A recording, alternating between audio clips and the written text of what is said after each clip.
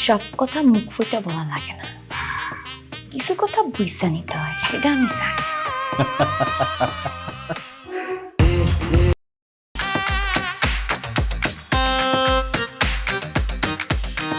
আপনি আমার আম্মা, আম্মা যান।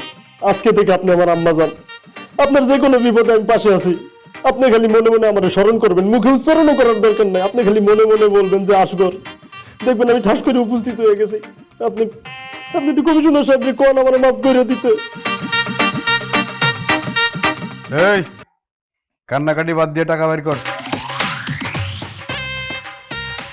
আম্মা এনে পুরাটাই আছে, লাগলে আপনি বুঝে যাবেন। কমিশনার সাহেব, যে দুজনকে আমি চোখের সামনে সহ্য করতে পারতেছি না, দেওয়ার চোখের সামনে সরে যেতে কোন। এই দুটারে বাইরে নিয়ে যা, বিদায় দেওয়ার আগে ভালো করে আদর আপ্যায়ন করে দিস।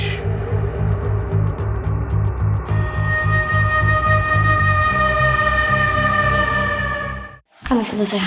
দাঁড়া, কমিশনার সাহেব, আপনার কাছে আমরা চিরকৃতজ্ঞ। আপনি যদি এই টাকাটা তুলে না দিতেন তাহলে আমি জীবনও আদায় করতে পারতাম না।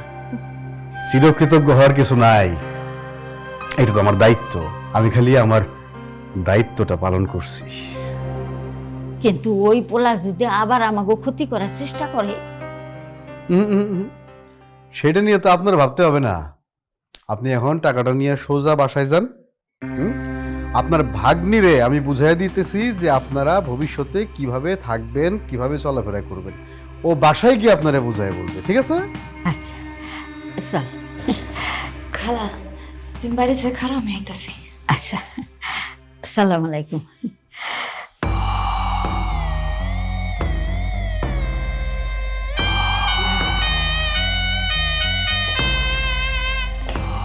কে? বলছিলাম না তোমার জন্য আমি সব কিছু করব। প্রমাণ পাইলা তো? বিপদে আপনি জনগণের পাশে দাঁড়াবেন দেখেই তো জনগণ আপনারা ভোট দিয়ে কমিশনার বানাইছে। আপনি আপনার দায়িত্ব পালন করছেন, এই জন্য আপনার ধন্যবাদ। জনগণের প্রশ্ন আসতেছে কেন এখানে? হ্যাঁ, সব জনগণ কমিশনারে ভোট দিব, এটা খুব স্বাভাবিক। কিন্তু একজন মাত্র কমিশনার, সে কি সব জনগণের জন্য কাজ করতে পারে? এটা কি সম্ভব? সম্ভব না।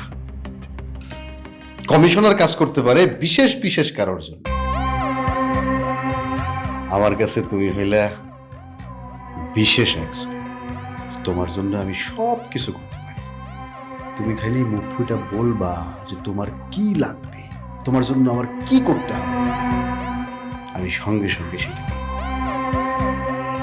আর তার জন্যে তোমার কি করতে হবে সেটা নিশ্চয়ই আমার মুখ ফুটা বলা লাগবে না। একজনের কাছ থেকে মুক্তি দিয়া আরেকজনের হা করে বসে আছে।